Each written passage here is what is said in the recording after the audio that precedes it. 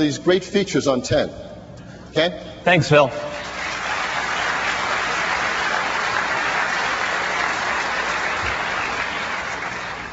It's my pleasure to be able to show macOS 10 version 10.1 for the very first time in public, the final version. Here we have it up and running on this demo system.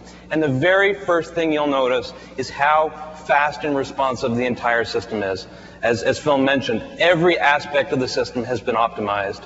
And one of the most obvious examples is application launch. As you know, when you launch an application in macOS 10, you click on its icon in the dock. And with 10.0, you would count how many bounces that application would take. So let me just launch a couple of the applications that are built in. Our text edit application, it launched before the first half bounce.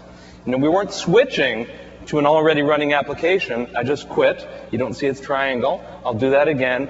Instant response for applications. And I'll go through QuickTime, 1 bounce, up and running.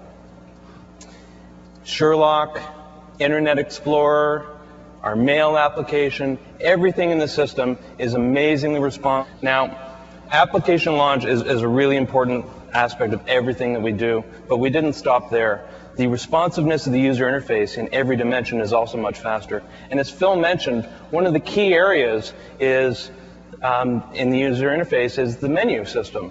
When I pull down a menu in macOS 10, we're using some very advanced image processing. This is a multi-layer compositing imaging system. We draw our menus semi-transparent so that you can see the content that you're working on. You can see the image below. And there's a drop shadow that gives the menu depth and separation. All of the text is drawn with beautiful and very advanced anti-aliasing algorithms. When I drag through the menu in 10.1, it's incredibly fast. In fact, it's probably faster than this projector can actually display.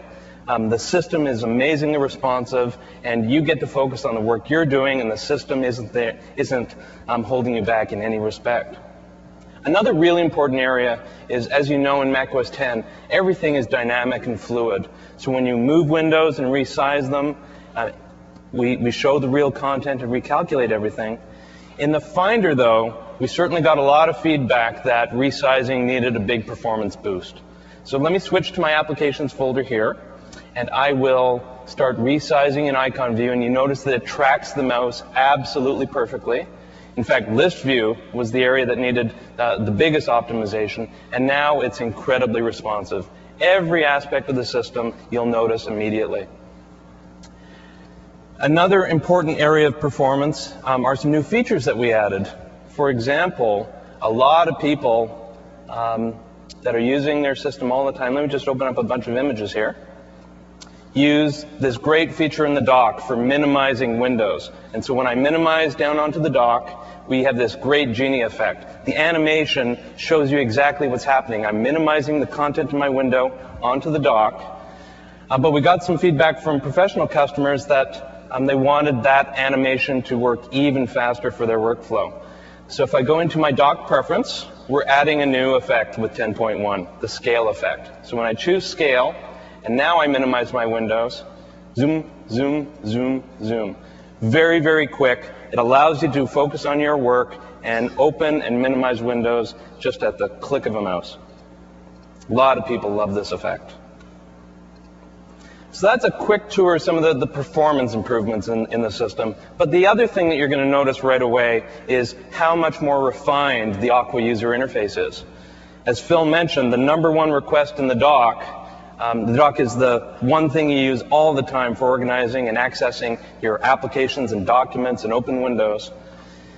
The big request was to position the dock on the left edge of the screen, the bottom, which remains the default, or the right. And depending on your monitor and how you work, you have the ability to customize the system exactly the way you want to.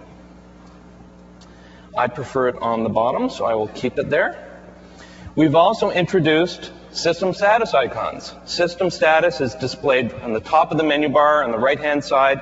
So at a glance, you can see exactly what's going on with your Mac.